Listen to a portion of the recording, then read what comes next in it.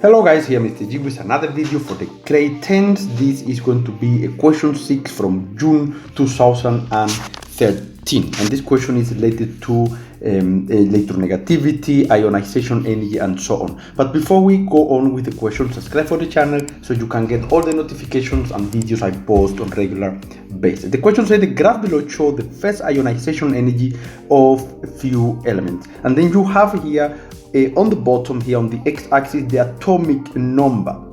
Remember, the atomic number is the number of protons.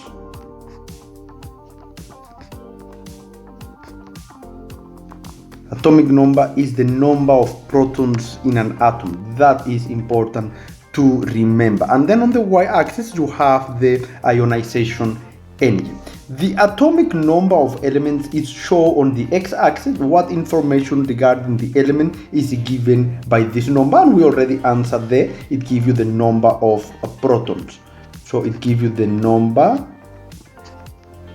of protons. There's 2 marks for just saying that one, guys. Define the term ionization energy of atoms in a period. So let's go to that question. And the definition for the first ionization energy is the energy required to remove the first electron from a neutral atom in the gas phase. If they ask you for the second ionization energy, everything is the same, but you change to the second electron. It's very easy. It's just a definition that you have to learn. Now we're going to question 6.3. Which element X or Y is a metal? Briefly explain your answer by using the information in the graph. So now guys, we have here X is right here, which is an element with 3 protons. All you have to do is to go to your periodic table and look for the element with a atomic number of 3, and that one is, guys, lithium. That one is lithium. And then for Y, you go to a periodic table to an atom which has the atomic number of 9, and that one, guys, will be a fluorine. Alright, now you can use that periodic table to help you to identify but not to explain, because they say briefly explain your answer by using the information on the graph. So which one is a metal? The metal is X. So we're going to do that one here, question 6.3. All you have to do is the answer is X. Alright, and the explanation, it has a low phase of ionization energy.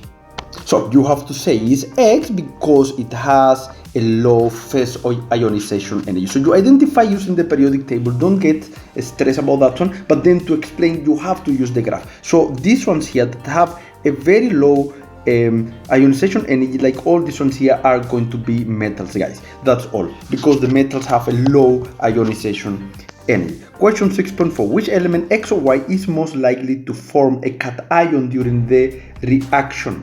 And is practically the same answer. Okay, so let's answer on this side here, 6.4. the answer will be X. Okay, now remember the metals are the one that form the cations.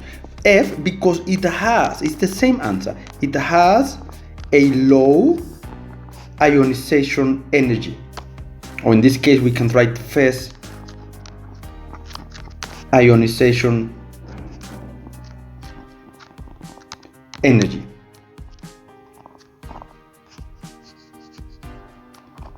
And thus,